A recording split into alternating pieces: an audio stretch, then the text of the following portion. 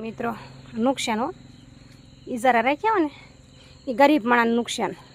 ઈજારાત કોણ રાખે? કોળી રાખે, દેવી પૂજક રાખે. બેને હોય 5 રૂપિયા રળી લેવું અને છોકરાનું ગુદરણ હાલશે. પણ આમાં શું ગુદરણ હાકે? ભગવાન તો પહેલાં માતાજી ભગવાન કોપમાન થઈ ગયો હોય. ઈશ્વર બધા માથે મરો તો ગરીબ હરીબને છો. પૈસાવાળાને કોઈ નથી. અને મારું તો એટલું કહેવું છે, કોઈ પણ માણસે આંબા છે, શીકુડા છે, કોઈ પણના ઈજારા રાખ્યા હોય, પૈસા તે પહેલાં ભરપાઈ કરી દેશે. સમજીને ખેડૂ થોડા ઘણા એને માફ કરી દે તો સારું પડે બિચારાને. નકર તો બિચારા ગળા ફાહા ખાય. 5-5 લાખના રખાણ હોય હો.